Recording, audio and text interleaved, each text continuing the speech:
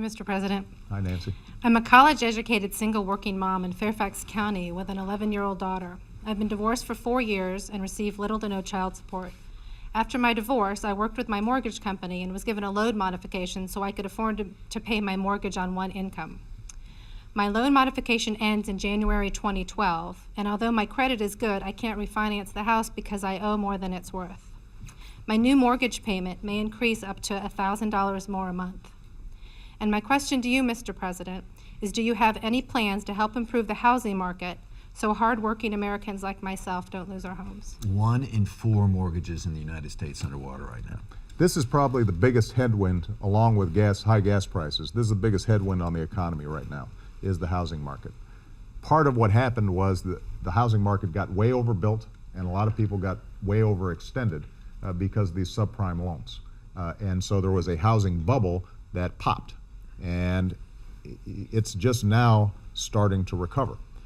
And because prices have gone down, a lot of folks are what's called underwater, where their mortgage is higher than the value of their home. So we've done a lot of work already on this.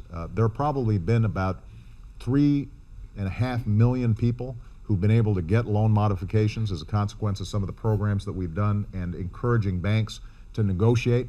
Because our attitude is, you know what, you're going to be better off, speaking to the banks, you're going to be better off if somebody's still paying on their mortgage than if they get foreclosed on and you end up not only having to go through all those legal processes, but you also end up selling the home at a fire sale price. And some banks have been better than others on this, but we've got more work to do.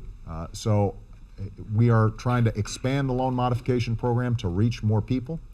A lot of what you first introduced hasn't worked very well. Well, it's not that it hasn't worked. The problem is that the need is so great. So it's like you have a huge pothole and you only have so much gravel. And if you're talking about $5 trillion worth of home value and a program that only is a few $billion, then there are a lot of people who are not going to be helped. And so what we're trying to do is to figure out how can we get the banks to do more.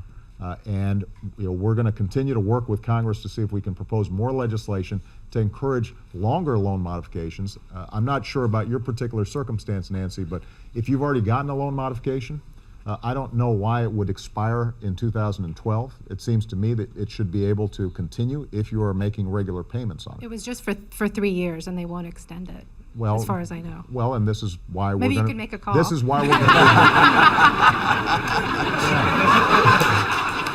It worked for This Gary, is this is where we're going to be talking to the banks. I mean, on a regular basis, our attitude to them is, how do you benefit if the house goes into foreclosure? If somebody's there, they're making regular payments, stick with those customers. And remember, we help the banks a lot, as everybody here knows. Now, I know this was probably the most unpopular thing that government has maybe ever done, was helping banks who helped cause the crisis. And the program, the TARP program, was in place when I was sworn in. We tried to manage it in an effective way, and the truth is that the taxpayers have gotten their money back from the banks. They've paid back the money. In fact, we'll end up making a little bit of a profit on it.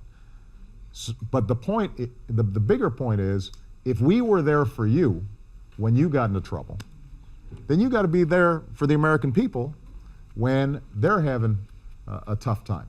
And that's why, in addition to these short-term loan modifications, we want to see if we can get longer-term loan modifications, and in some cases principal reduction, which will be good for the person who owns the home, but it'll also be good for the banks over the long term.